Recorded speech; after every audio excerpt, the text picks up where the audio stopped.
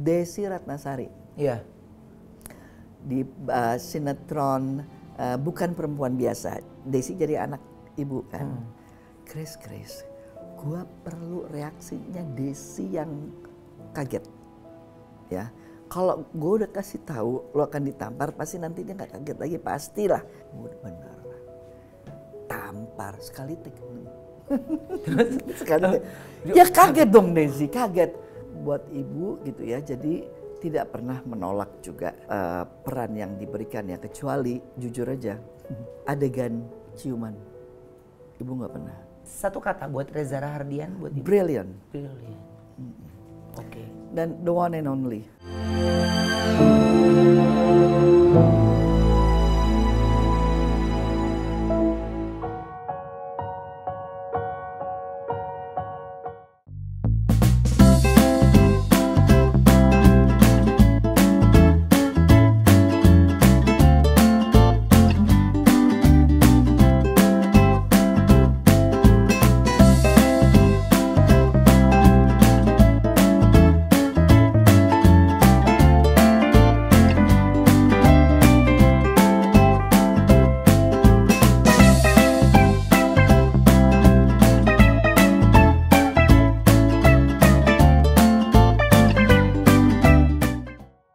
Nggak tahu saya mesti bicara apa lagi untuk mengawali ya interview saya kali ini, karena beliau ini adalah dengan jadwal yang begitu susah ya, dan karya yang mungkin saja ya kalau kita nonton di bioskop nggak pernah berhenti karyanya, terus dan ada, dan selalu menghasilkan sebuah karya yang indah, bahkan film-film yang bagus.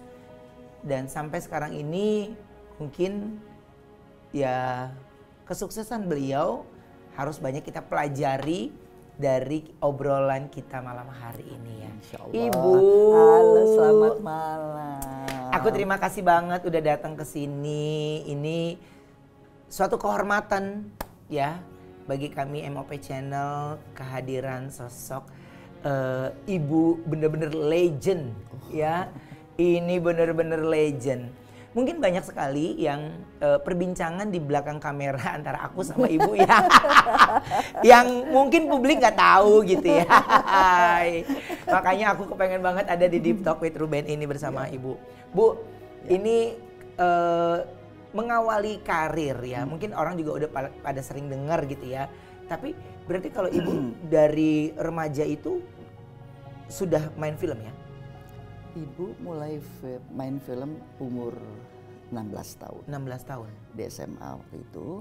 Tapi sebelumnya memang sudah sering diminta sama teman-teman yang desainer atau ada teman yang fotografer yang di majalah gitu ya untuk fashion artinya fashion show. Fashion show dan juga untuk fashion model. Untuk fashion magazine kan ya. Tapi juga nggak terlalu ya, sebetulnya karena teman-teman jadi fun aja, buat fun aja gitu loh. Gitu. Bercanda buat fun, gitu ya. Kan itu mulainya tuh kita kumpul-kumpul di ice skating dulu kan. Ruben belum lahir. Belum lahir. Di tahun berapa itu, Bu? Ice skating itu kalau ibu kan 73 tahun 72 Bu, saya pikir ice skating Taman Anggrek, bukan ya? Bukan. Oh, iya. Belum ada itu. Iya, belum Taman ada ya? Anggrek juga belum ada. Jadi dulu di depan TVRI. Iya. Jadi masih pakai kayak tenda gitu loh, tenda yang besar sekali gitu kan dulu di situ. Nah, mulainya sebetulnya Pak Teguh Karya almarhum itu melihat ibu, enggak deh. Pak Teguh tanya sama anaknya Wem Umboh. Wem Umboh itu kan salah satu sutradara Indonesia yang pada zamannya juga sangat terkenal ya, yang melahirkan Romeo and Juliet-nya Indonesia, Sopan Sopyan dan Widiawati kan. Betul. Jadi namanya Maria, anaknya Wem Umboh. Kebetulan teman main di sekolah SMA ibu kan di SMA 6 di Bulungan, Maria di SMA 70. Tapi dulu SMA 11 kalau nggak salah namanya. Terus Teguh Karya almarhum tanya sama Maria, kamu punya teman nggak? Om lagi butuh untuk remaja, untuk peran utama di film Om. Ada Om tuh temen aku tuh, pokoknya Om lihat aja di majalah, namanya Christine Hakim gitu. Pak Teguh lihat, terus di majalah Mode waktu itu datanglah terus ke rumah, tapi nggak ketemu sama ibu. Ibu lagi liburan ke Bandung, 2 kali Pak Teguh datang sama Mas Slamet Raharjo, nggak ketemu ibu. Jadi waktu ibu pulang dari liburan, ibunya ibu bilang, Chris, apa namanya, sopan santunnya karena Pak Teguh sama Mas Slamet sudah datang ke sini, mau minta kamu untuk main film. Makan tahu, saya kan nggak mau main film, gitu kan ya. Bilang aja nggak mau, ya tapi karena Oma tidak enakan kita menghargai orang yang sudah datang, sebaiknya kalau memang kamu bilang saja langsung ke Pak Teguh, tolak aja langsung. Jadi Oma janji ya nanti kalau Christine pulang dari Bandung, biar saya suruh ke kantor Pak Teguh aja gitu ya. Jadi kan saya hanya melaksanakan apa ya namanya ibu, ya amanat ibu, dan saya pikir juga ibu saya tuh itu apa ya mengajarkan kebaikan juga untuk menghargai orang gitu kan. Jadi tapi terus saya minta ditemenin ibu, ditemenin sama abangnya ibu. Jadi niat ke kantornya Pak Teguh tuh ke kantor produsernya untuk menolak sebetulnya. Iya. Gitu loh. Oh. Tapi begitu sampai di sana ibu tuh langsung yang disambut, ini dia Christine Hakim, calon pemain Om. Bingung dah terus ibu kan, padahal ibu mau nolak. Dan 10 menit kemudian, ikut yuk ke kantor Om yang satu lagi ya, Om mau kenalin kamu sama produser Om yang satu lagi. Gitu. Jadi ibu nggak dikasih kesempatan untuk, dan Pak Teguh nggak bertanya loh sama ibu. Saya ingat ibu dulu. Nggak, kalau bertanya aja, kamu mau nggak sih main di film Om gitu kan? Pasti ibu udah jawab tidak, karena memang tujuannya kan untuk menolak. Iya. Tapi ya bingung aja gitu kan, udah situasinya tuh membuat ibu bingung gitu kan. Sampai di kantor produser yang satu lagi, ibu ingat sekali, itu di Jalan Pintu Air, Pasar Baru. Udah sebelah lain, besok nanti Mas Slamet jemput kamu di sekolah ya, terus main-main ke Sanggar Om. Oh ya Om, benar, besok jemput di sekolah, depan sekolah udah tungguin. Terus aku ingat sekali, diajak makan siang sama Mas Slamet di daerah Barito situ, karena SMA 6 dekat kan daerah Barito. Terus baru ke sanggarnya Pak Teguh yang di Jalan Kebon Kacang 11. Dan semua ya sudah di situ udah rame lah, kru udah kumpul ya untuk persiapan. Karena seminggu setelah itu syuting, jadi mereka memang tinggal menunggu untuk cari pemain utama perempuannya. Karena seminggu setelah itu udah kan ibu ke sanggar. Setelah dari sanggar terus di sanggar Pak Teguh bilang, besok kesini lagi ya, kamu itu ukur baju. Itu. Oh iya Om. Jadi nggak ada kesempatan untuk nggak ada kesempatan untuk menolak gitu ya. Tapi ya seperti terhipnotis juga ya. Teguh Karya punya caranya tersendiri, dan memang ini bedanya juga karena Pak Teguh itu kan dengan sanggar teater populernya udah seperti keluarga gitu loh. Jadi pendekatan mereka juga membuat ibu yang asing dengan dunia film menjadi nyaman. Ya. Itu sih sebelumnya, sampai ya seminggu setelah itu langsung syuting. Ya. Gitu. Jadi itu awalnya lah. Suasananya dibuat lupa untuk menolak ya. Akhirnya nyaman.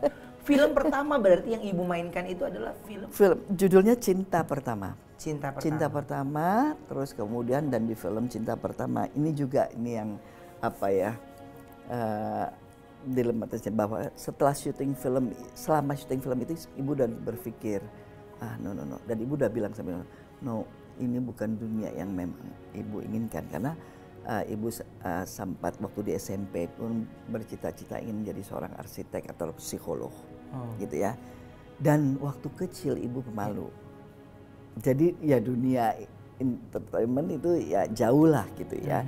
Jadi saya ya udah pokoknya karena saya nggak bisa menolak, jadi saya bilang sama ibu saya, ibu nggak bisa menolak ya udah, jadi tapi udah cukup ini, mau berhenti aja. Dapat, tapi filmnya terus ikut serta di Festival Film Indonesia tahun 74 di Surabaya. Ibu dapat Best Actress di film pertama itu. Nah itulah, jadi satu kaki seperti udah siap untuk lari, tapi kaki lagi ditarik untuk tetap di dunia film. Sampai sekarang. Sampai sekarang, tahun depan udah 50 tahun insya Allah. Kalau dikasih umur. Ada perayaan khusus nggak untuk 50 tahun film Ibu? Ada tim yang sedang menyiapkan untuk bikin buku Ibu.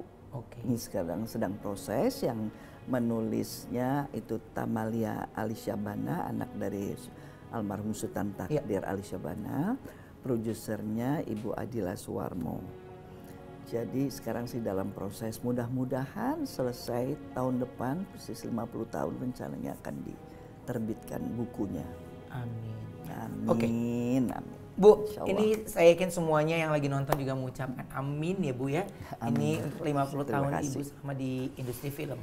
Nah ini banyak beberapa film yang mungkin sekali menarik dari MOP Lovers ya, karena menghiasi film yang cukup menghebohkan ya. Ibu juga memerankan salah satu karakter tokoh pahlawan ya. Oh ya, Cut Nyadin. Cut Nyadin. Iya. Itu sulit atau tidak Ibu untuk mendalami karakter Cut Nyadin? Sangat sulit.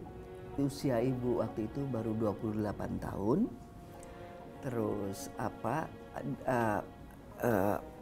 periode dari perjalanan perjuangan Cut Nyadin itu diambil dari mulai Ibu muda sebelum ceritanya Cut Nyadin muda, bukan Ibu muda. Cut Nyadin muda sebelum beliau gerilya sampai gerilya 6 tahun di hutan, sampai tertangkap karena pengkhianatan, sampai exile tapi waktu exile cuma sampai penangkapan di film ya, yang di Sumedang tidak diceritakan. Yang jelas as a city girl waktu itu kan remaja kota yang belum pernah sama sekali ke Aceh, tidak tahu kebudayaan, bahasanya ya, itu tidak tahu. Dari buku-buku sejarah yang Ibu dapatkan, yang diberikan oleh Mas Eros sebagai sutradara dan sebagai produser, juga referensinya sangat terbatas sekali. Jadi dari kepustakaan, riset kepustakaan sangat terbatas tentang Cut Nyadin. Kalau tentang perang Aceh banyak ya, dan itu pun ditulis lebih banyak oleh sejarawan Belanda, instead of sejarawan kita gitu ya. Nah, kemudian jadi Ibu sudah ditugaskan sama Mas Eros untuk ke Aceh, tinggal di Aceh selama 1,5 tahun. Hanya pulang 1 kali pada saat ibunya Mas Eros dan Mas Slamet meninggal. Terus kembali lagi langsung ke Aceh untuk mempelajari bahasanya, ya kebudayaannya ya, dan juga tentunya Ibu harus yang tidak ada di dalam buku sejarah apa sih? Ya triggernya ada gitu ya. Terutama setelah Masjid Raya di Kutaraja itu dibakar gitu ya. Dan itu ada di dalam adegan juga bagaimana Cut Nyadin mempengaruhi suaminya Tengku Umar yang juga panglima perang untuk bergabung memperkuat kembali gitu ya pejuang-pejuang Aceh. Karena waktu itu Tengku Umar sempat 3 tahun berhubungan dengan pihak Belanda dengan tujuan untuk mempelajari siasat perang Belanda, strategi perang Belanda, gitu kan. Nah, tapi Cut Nyadin meyakinkan Tengku Umar, akhirnya Tengku Umar memperkuat lagi barisan pejuang Aceh dan tertembak di Loknga itu, di salah satu pantai di Aceh besar ya. Nah, kemudian setelah Tengku Umar wafat, Cut Nyadin bergerilya. Melihat pada saat itu aja Ibu tahun 85, Ibu sudah melihat alamnya begitu tidak mudah lah. Jadi bisa membayangkan kalau pada saat itu penjajah pun harus mengambil tentara-tentara bayaran ya, dari ada yang orang Maluku, tapi tentunya dari Belanda juga, karena memang medannya yang berbukitan itu kan itu sambungan dari Bukit Barisan yang dari Sumatera Barat kan sampai ke Aceh Barat itu ya. Jadi medannya memang sulit, dan kalau Cut Nyak Dien tidak dikhianati, rasanya juga nggak mungkin Belanda bisa menemukan dengan hutan yang seperti itu gitu ya. Dan pada saat itu aja, pada saat kita syuting juga ada medan-medan tertentu yang yang sulit untuk dijangkau.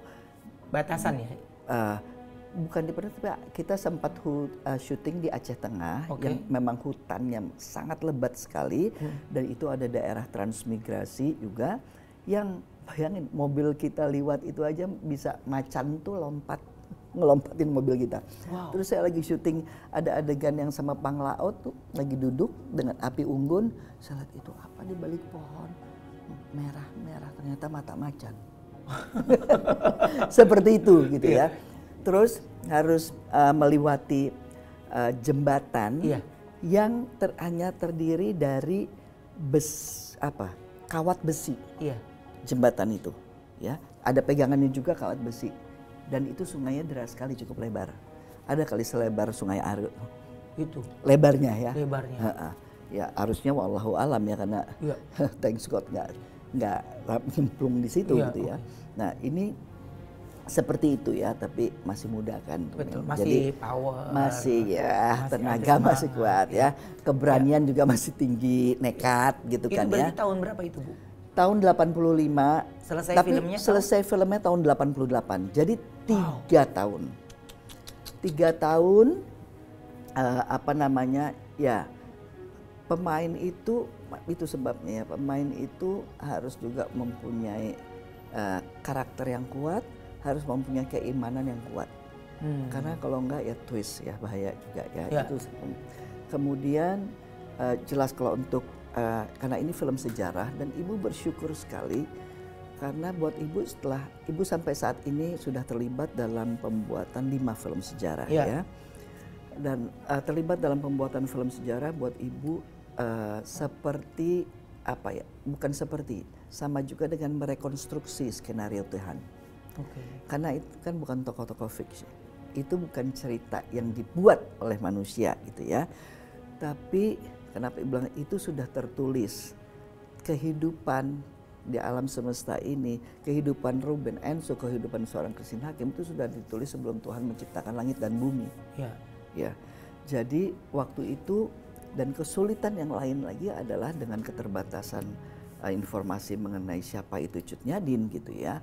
Karena kan memang kalau pemain film itu harus riset ya. Iya persis. Jadi harus tahu, apalagi memerankan karakter yang terkenal. Yang terberat adalah justru pada saat harus mencari roh atau jiwa dari Cut Nyak Dien itu seperti apa sih? Nah itu ya. Seorang pemain film ya, ketika dia memasukkan atau memainkan karakter orang lain, dia harus memasukkan rohnya. Ya, jadi ya ketika orang nonton, dia lupa kalau dia lagi nonton Christine Hakim sebenarnya. Gitu maksudnya ya. Jadi yang dia tonton adalah karakter yang sesungguhnya. Iya. Artinya gitu. Seorang pemain itu harus mampu meyakinkan penonton gitu ya. Jadi ya nggak bisa pura-pura. Sebetulnya kalau bilang acting loh gitu ya. Acting itu bukan pura-pura gitu loh. Kalau pura-pura itu yang Teguh Karya almarhum mengatakan bahwa itu pretending. Gitu. Tapi bagaimana, makanya ini bisa dilihat aja. Pemainnya udah nangis terseduh-seduh tapi orang malah ketawa. Kan sering kita ada ya. Kita melihat film itu seperti itu, kita malah tertawa gitu ya. Kenapa? Karena mungkin bukan keluar dari dalam hatinya. Ya, karena gampang untuk bikin nangis itu kan yang diingat apa barangkali gitu ya, atau pakai ucapan beda, hati yang beda paling, ya. Iya, yang paling bagus tuh sebetulnya kalau untuk bikin air mata tuh ada itu sebetulnya obat sariawan, Ruben. Iya. Tapi sering di sini karena dia merahnya nanti mengalirnya juga nggak seperti tapi tetap aja kan kalau nggak keluar dari sini tuh tidak akan, karena nangis orang berbeda. Orang bisa nangis karena bahagia, orang bisa nangis pun ada kadarnya gitu kan ya. Ada yang ya kalau yang betul-betul ya beda lah pasti gitu ya kadarnya gitu kan ya. Nah ini yang harus dipelajari, dan bahkan pada saat ibu juga berusaha menapak tilas rohnya Cut Nyak Dien atau jiwanya Cut Nyak Dien, ibu pikir dengan referensi yang terbatas atau ibu bisa bertanya ke siapa gitu loh. Pasti kalau ada yang orang Aceh pun belum tentu juga mereka, pasti nggak ada yang kenal persis Cut Nyak Dhien itu siapa gitu loh kan. Akhirnya ibu berpikir, ya yang paling tahu Cut Nyak Dhien itu siapa ya Tuhan yang menciptakan Cut Nyak Dhien.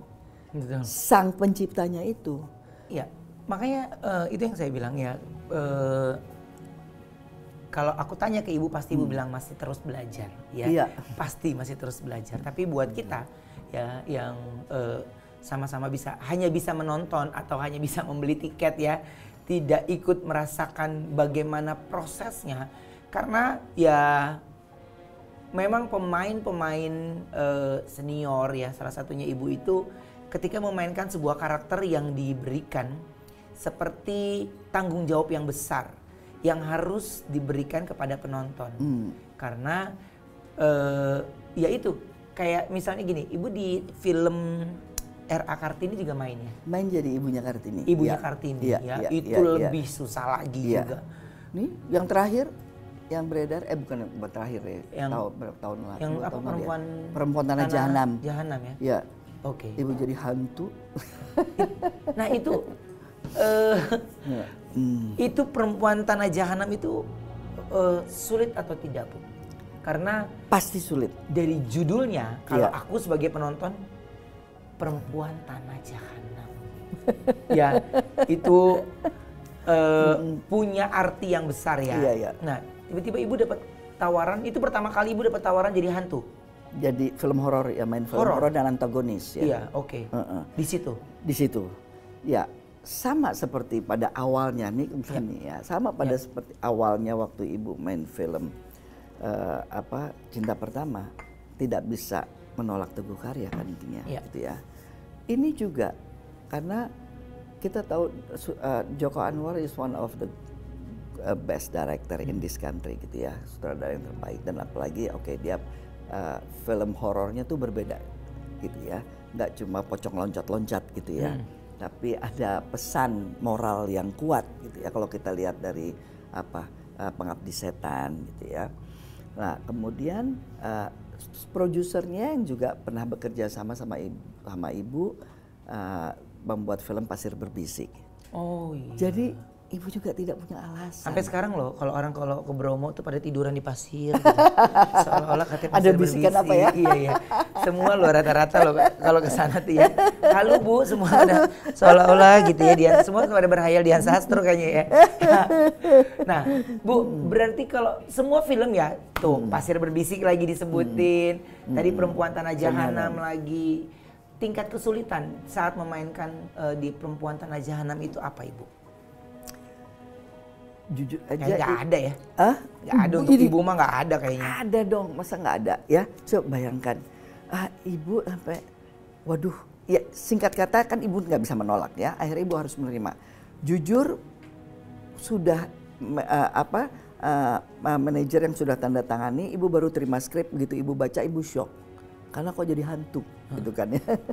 Jadi hantu. Sampai saking shocknya ibu, kalau ibu tanya langsung sama produser apa direktur sama Joko, pasti ibu udah tahu kira-kira jawabannya kan ya. It's very challenge Bu. Ya of course I know gitu ya. Ibu tahu ini akan very challenge gitu ya. Tapi ibu bertanya lagi sama Tuhan. Tuhan, ini 40 tahun lebih kok Tuhan kasih jalur yang berbeda nih kali ini. Kenapa? Gitu. Karena ibu percaya, ibu masuk film kan juga kan atas kehendak Tuhan, bukan karena kemauan ibu loh. Ibu nggak pernah nggak pengen jadi bintang film, nggak pengen jadi terkenal gitu loh, ya. Jadi kenapa ini? Dan dari perjalanan ibu yang 40 tahun lebih, ibu tahu bahwa itu ada proses pembelajaran tentang hidup sebetulnya, yang masya Allah gitu ya, luar biasa gitu ya.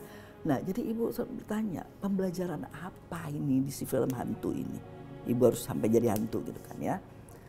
Seminggu kemudian ada launching poster. Ada media yang bertanya sama Mas Joko, dari jawaban Mas Joko, terus ibu bilang, oh langsung ibu menangkap. Ibu bilang, Jok, ini metafor ya? Iya Bu, gitu ya. Oh oke. Metafor, berarti kan, dan apalagi di film itu kan Mas Joko juga mengambil wayang ya, permainan wayang kulit, karena wayang itu kan juga simbol daripada karakter-karakter manusia kan. Nah jadi metafor gitu ya. Ibu bedah, bedah terus karakternya seperti apa. Secara kira-kira sudah punya bayangan gitu ya. Tapi ibu masih nggak percaya ada manusia kok jahatnya seperti Nyimis nih. Nyimis nih itu tokoh yang ibu mainkan di situ ya. Dia ya dukun, Misni.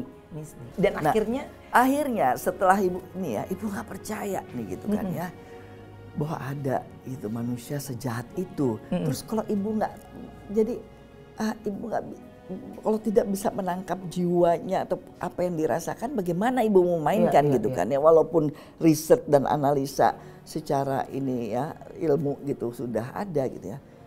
Sampai ibu berdoa, ya Allah, aku bilang kok saya nggak bisa ini mengerti bahwa ada manusia, ada manusia seperti ini gitu kan ya. Ibu bersyukur Tuhan menjawab ibu. Ibu yakin, nah itu jawaban yang Tuhan berikan, yaitu bahwa ibu tidak bisa memahami seorang Nyimis ini karena ibu masih memakai logika seorang Christine Hakim. Yang nggak ketemu. Nyimis nih, akhirnya ibu pelajari karakter manusianya apa.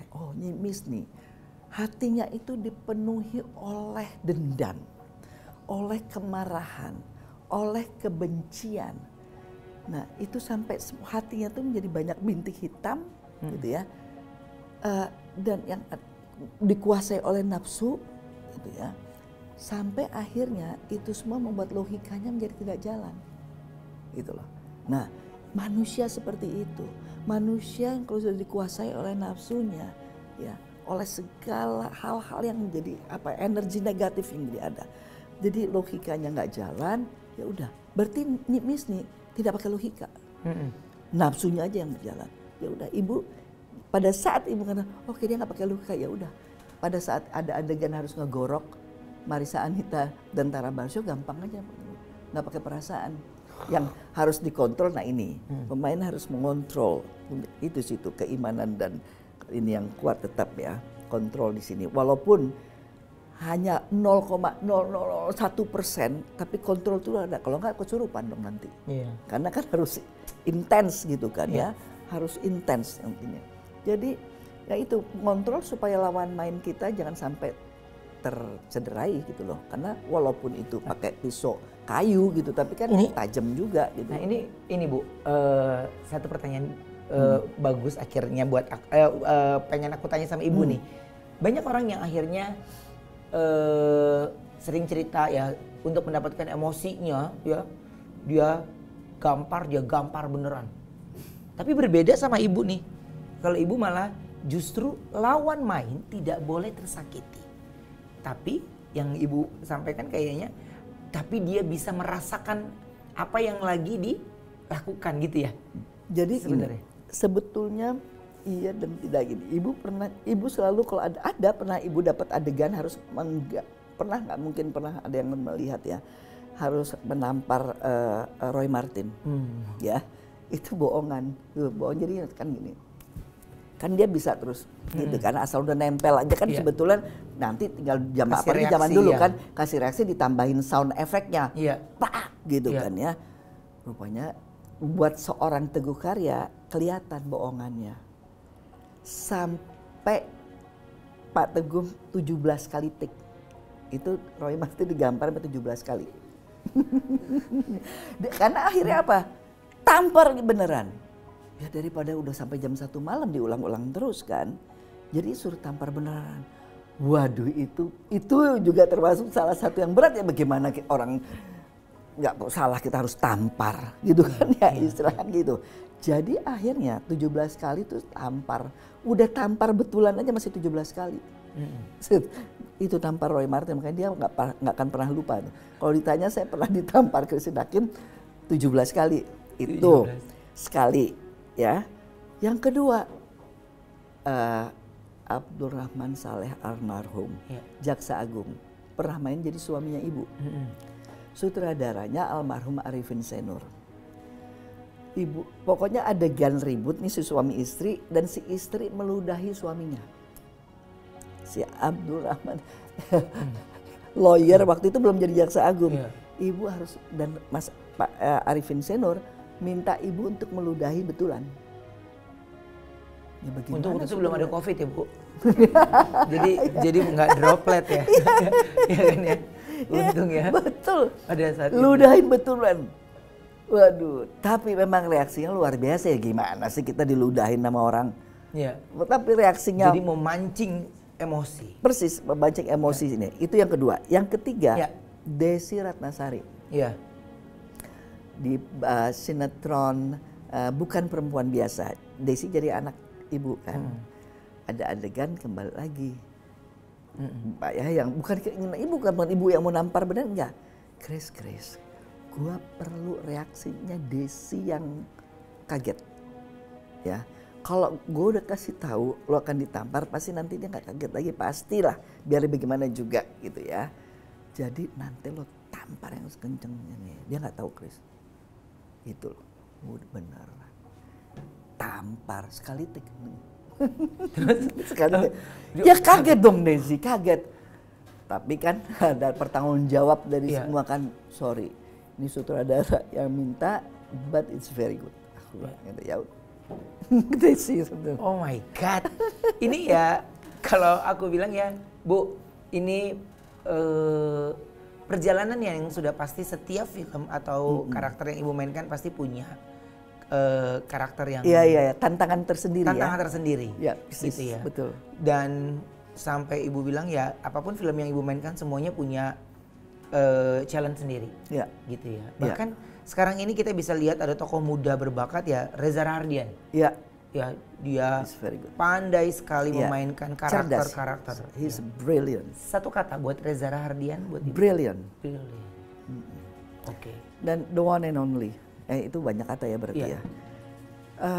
Saya nggak tahu apakah ya brilliant, tadi brilliant. Brilliant dan tapi mungkin banyak ada juga orang yang brilliant yang lain ya, tapi buat Ibu bahkan bukan cuma di Indonesia loh, di dunia.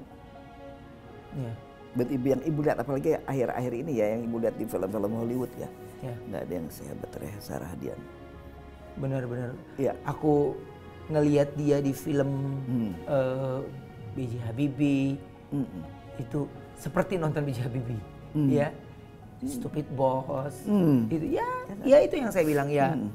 Ketika pemain film ya, dan pemain film sungguhan sama pemain film yang ditawarkan film itu beda ya. Karena kalau pemain film yang sungguhan menurutku apapun peran yang dia mainkan, sekecil apapun perannya, dia melewati proses survei, riset. Ya. Karena makanya kalau di film tuh sekarang itu ada peran-peran cameo. Ya, kadang-kadang kenapa kita lebih tertarik sama peran cameo? Karena sedikit peran kecil yang mereka mainkan, tapi mencuri perhatian. Iya. Ya. Bahkan peran cameo sekarang juga mendapatkan space untuk di acara award ya, untuk sebuah kategori ya nominasi-nominasi tertentu. Sebetulnya gini, Ibu ingat sekali, Teguh Karya selalu bicara tidak ada peran yang besar atau yang kecil, ya, yang ada pemain besar atau pemain kecil. Peran yang kecil, kalau dia pemain yang besar, maka dia lihat aja siapa Marlon Brando di Apocalypse Now, hanya satu scene, tapi tetap aja kita bisa melihat seorang kehebatan dan kebesaran keaktorannya daripada Marlon Brando, gitu ya. Nah, jadi begitu juga ini tapi dia bisa, kalau dia bukan aktor yang besar, dikasih peran utama di setiap gambar juga ada mukanya, tapi bisa saja dia tidak perform gitu. Bisa. Nah ini yang buat Ibu gitu ya, jadi tidak pernah menolak juga peran yang diberikan ya, kecuali jujur aja adegan ciuman Ibu nggak pernah selama main film. Tapi pernah ditawarin itu? Ya pasti kan kalau di film ada aja ya. Apalagi waktu Ibu masih remaja, kalau udah tua mah nggak ada lah. Ada kan cium-ciuman ya, gitu kan ya. gitu lah. Itu aja. Jadi dari awal itu sudah komit kalau ya, karena ibu pikir apalagi dengan latar belakang budaya Indonesia gitu ya. Awalnya sih kan ibu mulai di tahun 70-an gitu ya. Kok lihat teman-teman yang beradegan cuman wagu gitu loh kalau kata orang Jawa ya, aneh gitu ya. Karena ya mungkin buat kita nggak ada cium-ciuman di depan umum gitu kan ya. Kalau di barat sih biasa. Dulu, kalau sekarang sih enggak. Sekarang mah pangku-pangkuan Bu, udah posting. Iya, sekarang sudah berbeda kan, zamannya juga sudah berbeda Ruben. Pangku-pangkuan posting. Kalau posting tangan doang dihina netizen loh Bu. Iya kan, wah berani tangan doang pasangannya jelek ya gitu. Ada itu ya, makanya itu enaknya di era itu ya Bu ya, gitu ya. Nah Bu, tapi ini yang membuat aku juga kagum, aku yakin buat semuanya nih. Beberapa waktu lalu Indonesia sempat menjadi tuan rumah untuk salah satu film di Bali. Ya. Oh iya. Nah itu Pray and Love ya? Iya, iya. Jadi tuan rumah maksudnya lokasi syuting. Lokasi syuting. Indonesia pernah Pray and Love. Iya. Jadi sama Julia Robert. Iya. Dan Indonesia digegerkan seorang Christian Hakim main bersama Julia Robert. Bu, itu singkatnya nih ya, aku tahu ceritanya, aku udah pernah tahu. Ya.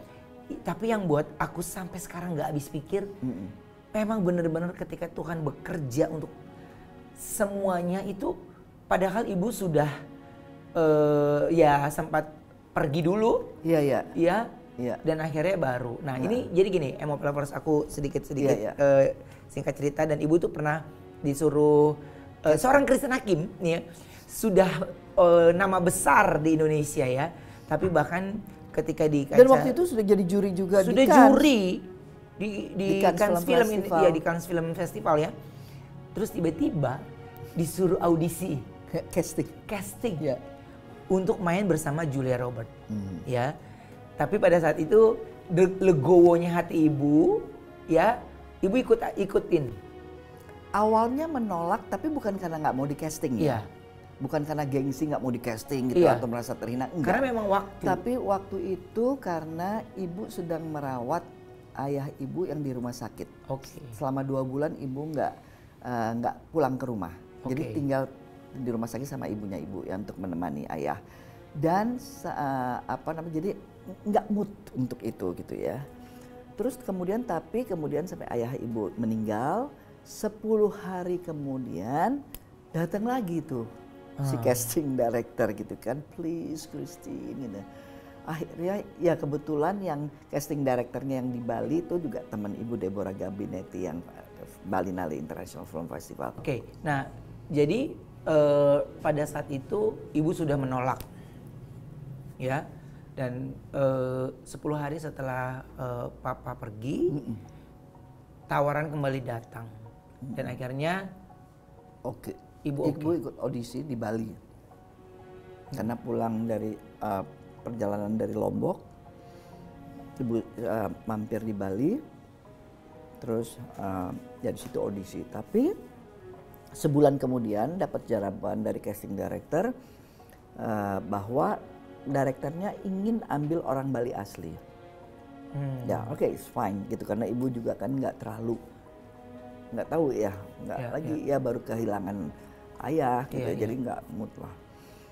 Dan ibu juga dalam perjalanan ke Amerika tuh, ibu cuma ingat karena ibu lagi di Amerika juga visit ke studio-studio, terus ini Eat Pray Love udah mulai syuting nih gitu kan ya. Dan waktu ibu lagi di Amerika, suami teks WA ibu bilang, Chris, shall we go to Balinale International Film Festival? Karena Deborah, director film festivalnya, minta saya untuk mengintroduce film yang diproduksi Belanda. Terus ibu pikir, aduh kasihan juga ya, sebelum ibu ke Amerika udah tinggalin suami syuting berapa bulan gitu kan. Ya istirahat juga deh ibu ke Bali gitu kan. Jadi waktu itu ke Bali adalah untuk menemani suami dan juga mau istirahat. Nah, tapi waktu ibu baru sampai di Bali, terus malamnya ada welcome dinner dari festival. Teman ibu yang Deborah, director film festival yang juga dia casting director, dia bilang, Christine, apa namanya, mereka ada problem sedikit di lokasi gitu kan, terus bahkan mereka ada pemikiran untuk memindahkan lokasinya ke negara lain. Waduh, bilang, wah itu jangan sampai terjadi ya, karena nanti nama Indonesia waktu itu habis ada kejadian bom Bali kan, nanti nama Indonesia jadi buruk gitu kan. Yaudah, besok kita ke sana deh, we'll see apa yang bisa kita bantu kan. Pokoknya jangan sampai produksi ini meninggalkan Bali. Udah, oke. Terus janjian sama Deborah, mereka lagi syuting di Ubud. Sampai di Ubud, kebetulan eksekutif produsernya aku sudah kenal waktu Reki mereka kan. Christine, dia bilang, saya perlu bicara sama kamu. Katanya. Terus, shall we find a quiet place? Katanya gitu untuk bicara. Oke. Christine. Terus, tapi ibu sempat bilang sama dia, aduh, saya ikut prihatin mendengar ini ya. Apa yang bisa saya bantu? Saya bilang gitu kan. Pokoknya saya tidak berharap bahwa produksi ini meninggalkan Bali. Jadi apa yang bisa saya bantu, saya akan bantu. Gitu kan. Maksud ibu di belakang layar gitu loh. Iya. Terus karena kan udah ada pemainnya kan, ibu berpikir gitu. Terus, Christine, dia bilang, aduh, I'm really sorry gitu ya, untuk menyampaikan ini berita ini. Dia bilang ya karena satu dan lain hal jadi harus mengganti si pemain yang jadi tokoh wayan ini. Wah, jelas ibu kaget dong, udah syuting seminggu gitu kan. Berapa itu kan syuting seminggu mereka kosnya. Karena untuk nutup pasar Ubud aja mereka sampai bayar berapa M gitulah kan. Terus what? Ya, jadi nah ini Christine, I love your audition, dia bilang gitu ya, my favorite one, dia bilang gitu kan. Saya senang audisi kamu dan itu favorit kan, tapi karena direkturnya mau ini ya udah gitu ya. Tapi boleh nggak please katanya ya, kalau boleh direkturnya ingin ketemu dengan produsernya. Karena dengan berat hati ya dia menceritakan punya alasan ini ya, apa yang menjadi penyebab, dan pokoknya harus mengganti pemain ini. Waduh, oh ya kalau memang ini kan bisa membantu produksi ini ya nggak ada masalah. Udah, singkat kata ibu besoknya dijemput ketemu sama produser dan direkturnya, ngobrol terus setengah jam barangkali cuma. Itu ibu ingat sekali jam 11 selesai, terus ibu kembali ke hotel ibu tinggal di apa namanya tuh, Jimbaran. Ini mereka karena syutingnya di Ubud, jadi mereka tinggal di Ubud. Terus ibu diantar pulang jam 1 siang, casting directornya kontak ibu, Christine, they love you.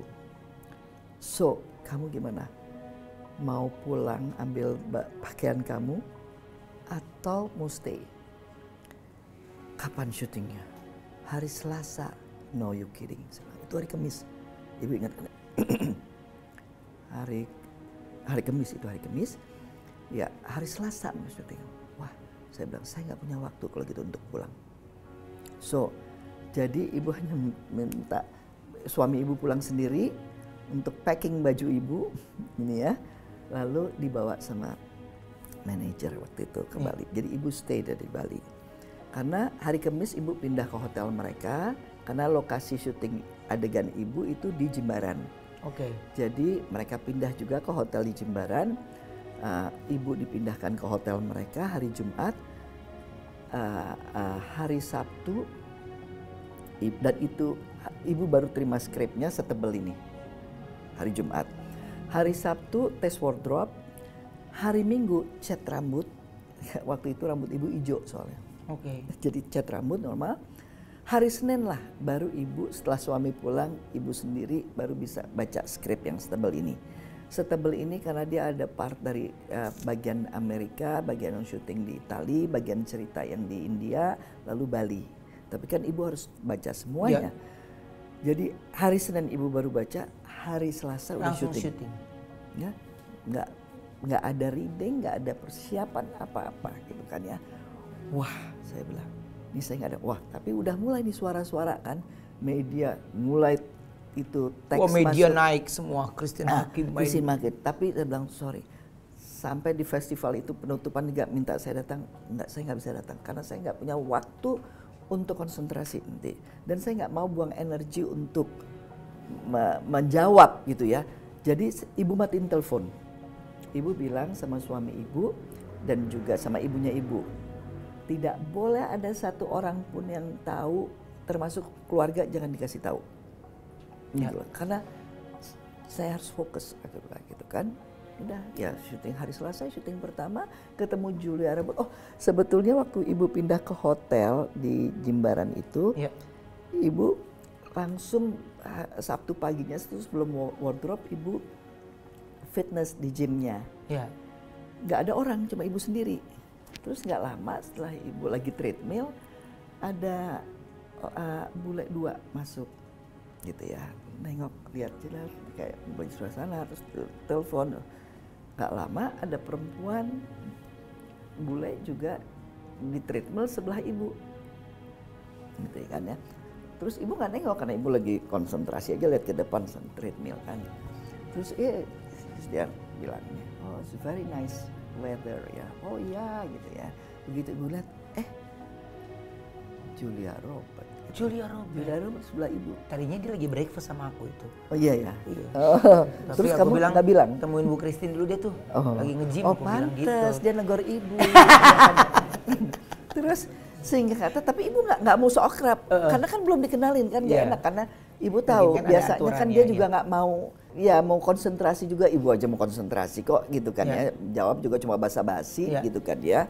Jadi ibu pikir dia mungkin juga pasti mau fokus gym kan, jadi ibu nggak memperkenalkan diri ibu juga. Oh saya akan menjadi wayan, enggak gitu ya. Udah ibu bahkan selesai duluan, udah selesai treatment ibu langsung balik ke kamar gitu kan. Karena udah harus tes wardrobe kan. Nah setelah itu barulah ketemu di set hari Selasanya gitu. Dan itu ceritanya. Boleh cair dalam suasana ya. Iya. Oke. Oh tapi ya itu kita ada eye contact pada saat cut. Pada saat kamera on. Begitu cut udah. Dan ibu tahu dari gesturnya, dari body language-nya bahwa dia nggak mau diajak ngobrol. Ya ibu juga soalnya kan kalau lagi konsentrasi juga begitu. Nggak mau dong diajak ngobrol, nanti moodnya hilang. Iya. Ya itu sih. Jadi bukan karena sombong ya sebetulnya. Ya. Jadi kalau berbicara tentang ibu ya nggak ada habisnya gitu ya. Tapi Bu, ini poin-poin banyak sekali yang kita bisa dapatkan dari Deep Talk with Ruben. Amin, mudah-mudahan. Ini berbeda dan mudah-mudahan bisa menjadi pelajaran ya buat kami generasi muda, bagaimana bisa menghargai apapun pekerjaan yang lagi dijalanin. Iya. Ya, Bu, pesan buat untuk generasi muda. Jangan pernah berhenti untuk belajar. Jangan pernah berhenti untuk belajar. Belajar itu tidak harus dibatasi oleh ruang dan waktu. Ya. Tapi setiap langkah kehidupan itu sebetulnya proses pembelajaran buat kita. Ya. Itu sih. Ibu sampai detik ini pun masih belajar. Gitu. Itu sebabnya juga piala-piala ibu tuh, ibu bukan tidak menghargai dengan ibu kesampingan itu gitu loh. Supaya ibu tidak tidak lupa diri bahwa ibu masih terus harus tetap belajar. Jadi yang ngurusin piala itu sekarang malah suami ibu. Yang tadi yang kececeran di mana dikumpulin jadi satu. Jadi piala itu bisa menjadi bentuk penyemangat dan juga tanggung jawab kita untuk bisa lebih bagus lagi ya. Iya. Aku bisa menyimpulkan gini ya, dalam perjalanan karir ibu ya, kita sebagai generasi muda apapun yang lagi diberikan kepercayaan gitu, baik itu menjadi seorang penyanyi kah, pemain film kah, atau apapun pekerjaan yang kita jalanin gitu ya, selama kita menjalankan dengan sungguh-sungguh, itu sudah pasti tidak akan mungkin sia-sia. Ya. Ya, pasti akan ada hasilnya. Nah, kalau ditanya hasilnya kapan, karena setiap orang itu memiliki jawaban yang berbeda. Iya. Jadi tidak mungkin hasilnya langsung cepat dalam hari ini, esok, lusa. Iya, persis. Itu pasti berbeda. Iya.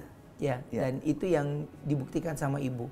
Terbukti dalam satu film meriset untuk tinggal belum proses syuting aja 1,5 tahun. Proses perjalanan syutingnya aja 3 tahun, nggak ngebayang kalau itu terjadi sama kita. Wah, kira kita mau makan apa? Ini itu. Ya memang pola pikir yang berbeda. Tapi itu yang saya bilang, semua orang bisa hidup dengan kepintaran. Oh ya, ada satu hal lagi Ya. Ruben, sorry kalau Ibu boleh tambahkan gitu ya. Dan Ibu juga dalam proses perjalanan ini menyadari bahwa investasi itu tidak harus selalu dalam bentuk uang, ya. Tapi ilmu, perilaku kita itu juga merupakan investasi. Ya. Ibu selalu bilang juga Maresana, kalau sampai saat ini gitu ya, Ibu masih dipercayakan sama sutradara, sama produser gitu ya. Dan Ibu bersyukur mereka menghargai dan senang bekerja sama dengan Ibu gitu ya. Dapat selalu Ibu sepertinya sekarang tuh Ibu nggak usah repot untuk memilih gitu loh. Karena mereka sudah datang ke Ibu dengan sudah men-screening dulu apa yang harus dikasih ke Ibu gitu deh ya. Dan Ibu yakin itu bukan karena reputasi Ibu yang sudah pernah menjadi juri di Cannes, pernah jadi enggak gitu lah. Tapi karena hasil investasi yang ilmu itu ya. Dan attitude, perilaku kita coba, walaupun Ibu sebagus apapun, katakanlah sehebat apapun sebagai pemain, tapi kalau perilaku, attitude kita juga ya merepotkan banyak orang, merepotkan kru, merepotkan produser, merepotkan saudara, pasti nggak nyaman kerja sama kita juga gitu loh. Jadi perilaku, attitude kita tuh juga harus dijaga gitu ya. Belajar, nih Ruben ini bukan karena di depan Ruben ya. Ibu muncul di Brownies itu ya, karena Ibu kan suka nonton Brownies. Ibu kalau ada di rumah lagi istirahat santai, nggak ada kerjaan apa-apa, memang waktunya untuk santai, pasti nonton Brownies gitu. Dan sangat terhibur. Dan sangat terhibur. Kok ada ya, ini anak-anak sinting ini gitu ya. Tapi cerdas sekali gitu loh. Ini apa sih di dalam otaknya gitu ya. Kok celetukan-celetukannya tuh ya nggak terduga gitu. Spontanitasnya luar biasa gitu ya. Dan pada saat Ibu ya Brownies ada beberapa juga tuh kan ya, sama Ayu sama apa namanya Igun, Wendy sama Wendy itu ya. Ternyata ya gimana ya, susah juga dijelaskan gitu ya, tapi ya dari apa ya, dari kebersamaan, dari automatically tuh kayaknya jadi udah ngerti gitu ya tektoknya tuh kemana. Itu aja sebuah pembelajaran buat Ibu yang biasanya harus serius dalam mendalami ini kan ya, gitu ya. Tapi ini Ibu lari makan ya Bu. Dan untuk menjadi sinting itu juga harus mempunyai keberanian dan juga ada proses belajarnya untuk dan melatih untuk bisa mau sinting gitu loh kan, ya kan. Sampai keponakan Ibu aja yang kebetulan gitu kan selalu mendampingi Ibu tuh ya, di acara kemarin juga tuh Brownies gitu ya. Waktu yang sama Ivan itu belajar belan dodok, ya itu kan kalau nggak punya keberanian untuk jadi sinting gitu kan ya, nggak muncul nantinya gitu kan.